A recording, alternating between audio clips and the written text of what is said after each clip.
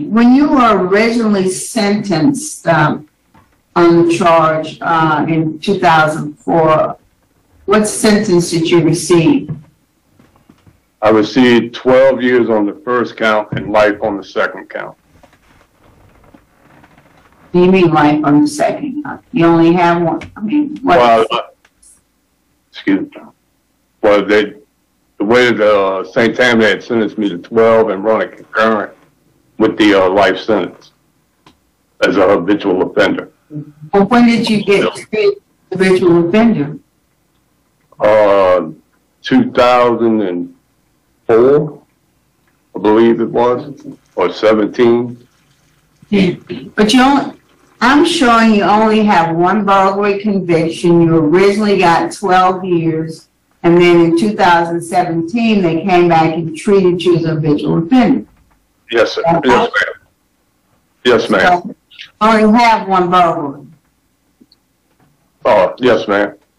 So how much time had you served on that burglary in 2017 before they upped your sentence? How much time did you serve?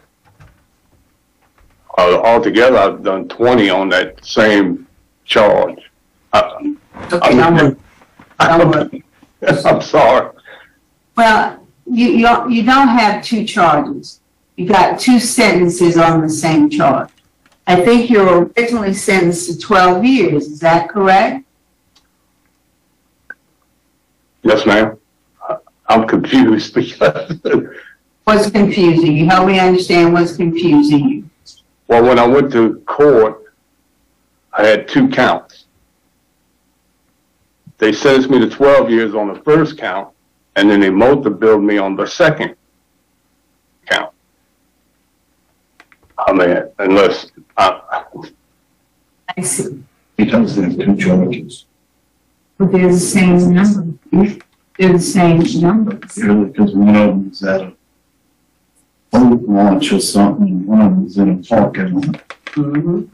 You had originally gotten, but they didn't multi-bill you until 2017 on the second count, right?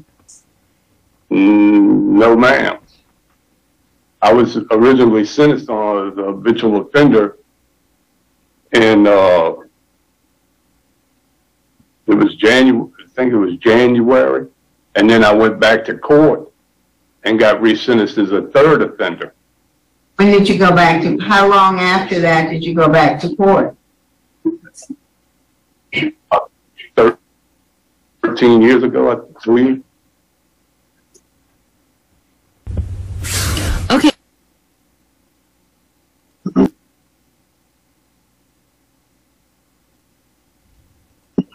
And Ms. Jackson, originally he is sentenced under 2 counts of simple burglary under docket 354193, and that was in 04. Then they came back in 2017 on count 1. They separated count 1 under the same docket and multi-billed him to life under count 1 and left count 2 with the 12 years from 04.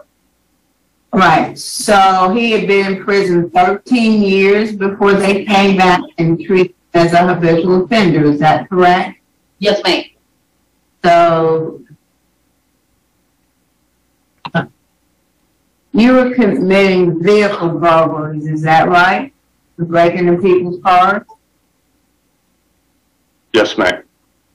What was causing you to break into people's cars? Why were you doing that? I believe I had a substance abuse at the time. What kind of drugs were you on? Cocaine. I can't remember exactly. Do you have any kind of learning disability?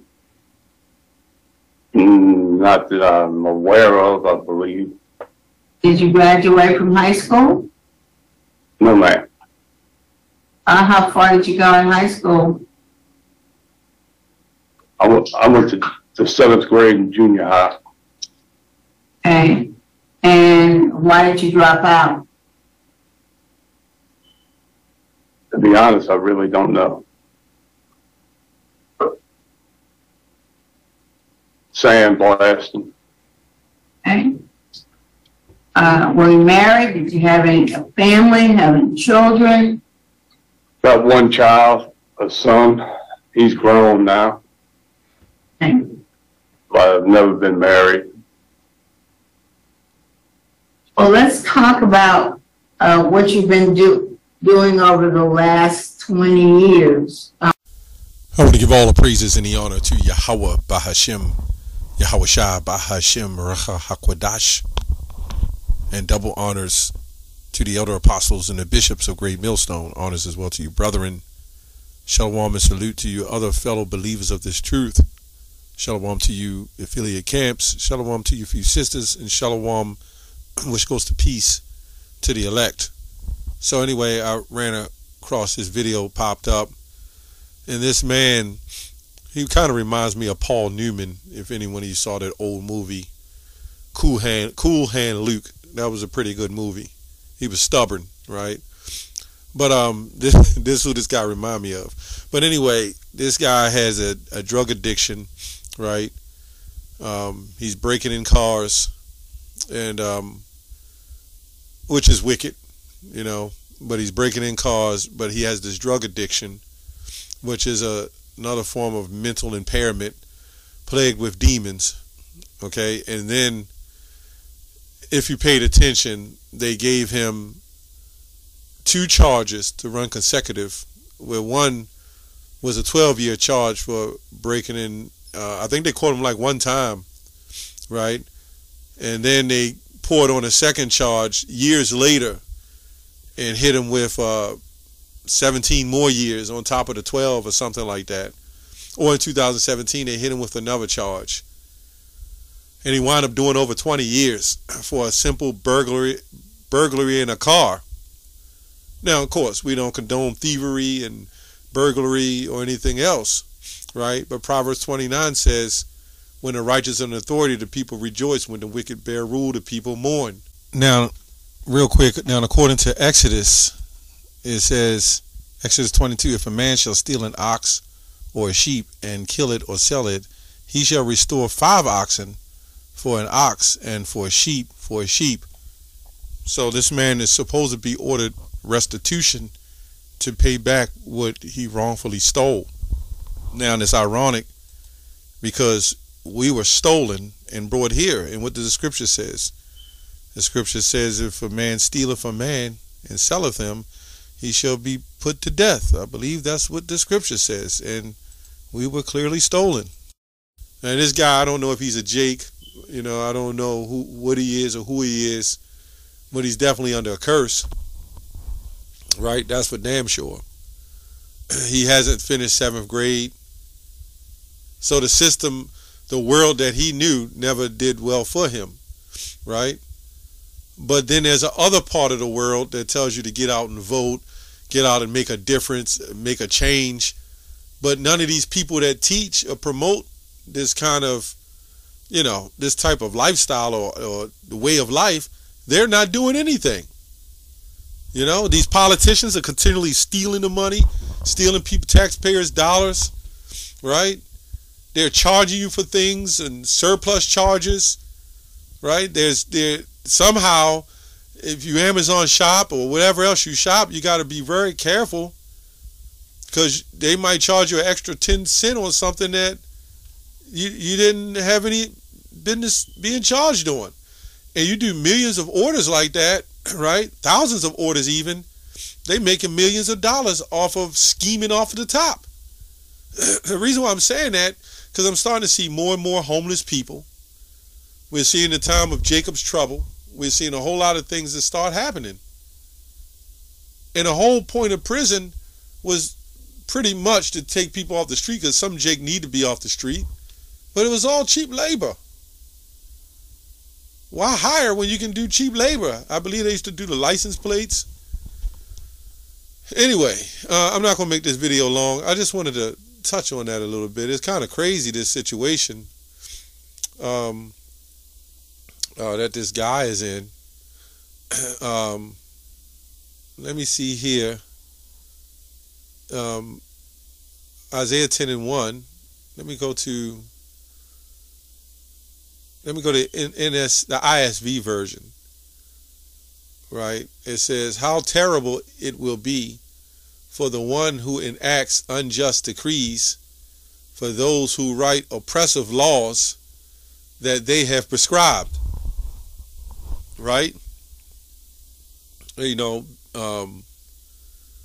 determining what charge prescription, like when you get a prescription, right?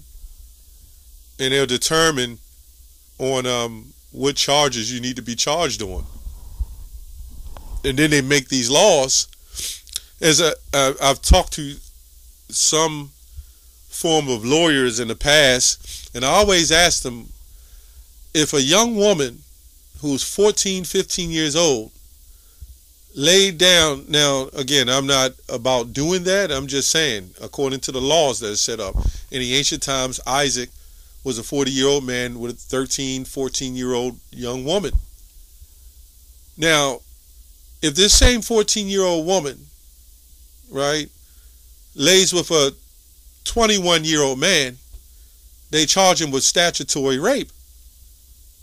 Yeah, they do. And I think all the states, if she's 14. Right?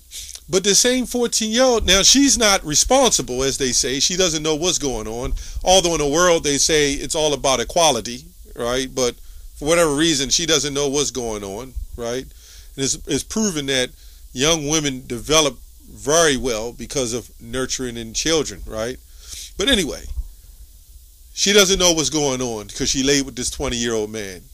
But when she laid with the 16-year-old man as well, she then knew what she was doing. I'm still trying to figure that out. I don't know why that's even a charge. I'm just saying, to be in general. Now, again, in this society, we follow laws and we say not to do that. I'm just saying, shouldn't she have some form of responsibility in laying with that 21-year-old man, if that's illegal, even to laying with a 15, 16-year-old man? Now, you might say, okay, it's a different situation. But again, this same 14-year-old woman can stab and kill her mama, and then she knows what she's doing. So the point is, she didn't know what she was doing when she laid with the 20-year-old man. He got the charge. But then she knows what she's doing when she goes stab someone up. Again, just like the military, you can't drink till you're 21, but you can enlist to shoot and kill people.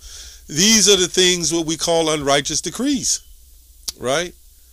This is how it goes. An 18, 19-year-old man should be able to have a drink. He's a grown man. And then where do you determine when someone is grown? Okay, there's laws of the Bible on that. But I just wanted to touch on that. These are unrighteous decrees. Matthew 2:1. Woe to those who devise iniquity and plot evil on their beds. Right? At morning light, they accomplish it because the power is in their hands. Now, you got to know that this isn't the only man, that this may have happened to. They got a lot of men. I was in and out of jail when I was younger for years. And they trumped up a charge on me, almost $250,000 bail. And the lawyer said, well, damn, what did you do? Try to murder someone? I said, no. I mean, did you murder someone? I said, no. I mean, I was in the streets like that, but I didn't deserve a $250 million bail with something with no evidence. But this is what they do because they don't care about you jakes. So in other words, if you look at, I can't remember his name. He was the one responsible. Well, let me look up decree first. It goes to statutes, something prescribed statutes, like we have statutes and laws, right? I'm trying to remember this man's name during the time of Vietnam. And what they did, they would hire, his name began with an N, I think. They would hire, they would go recruit disabled men, right, who didn't have any educational background. They couldn't read. And half these men, they didn't even know that they were in the Vietnam War. They didn't even know they were being trained to go kill. And they just gave them guns and put on a helmet and told them go fight. Right? This is what they were doing. These were them unrighteous decrees. And this is why we say what this man is and why we call him what we call him.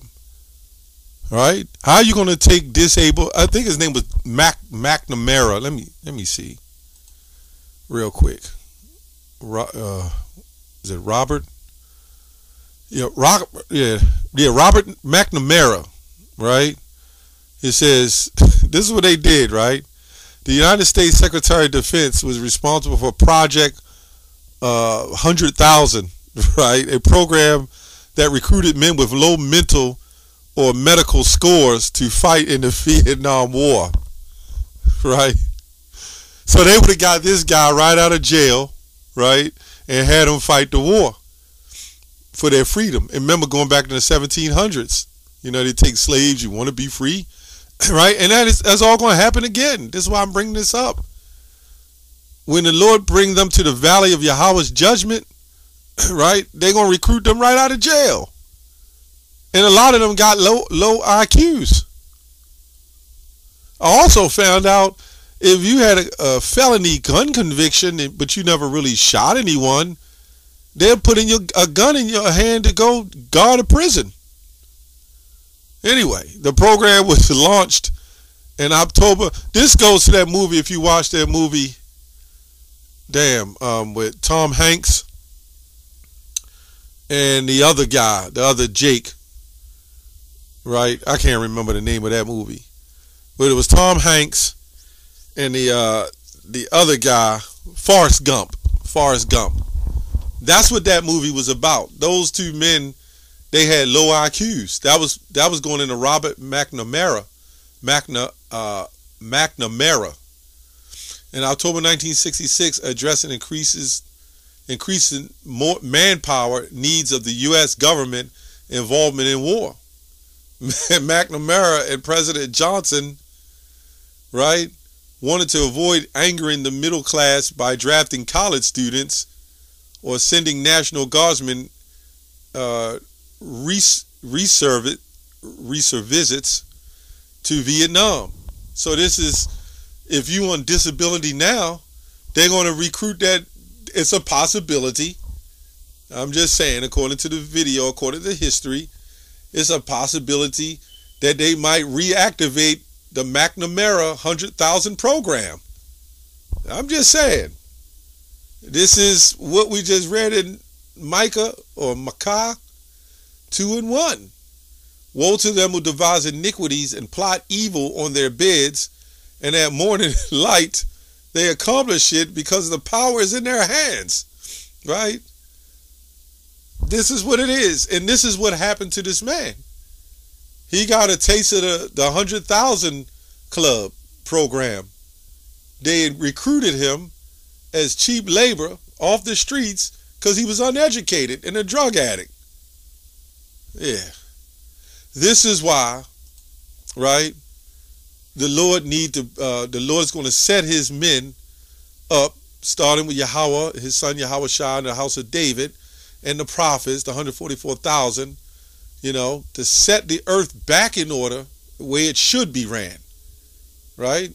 It's got, you know, it can't get worse than this. But it will get worse than this. This is what we're telling you. It's going to get a whole lot worse. Anyway, that's all I have on that. Shalom.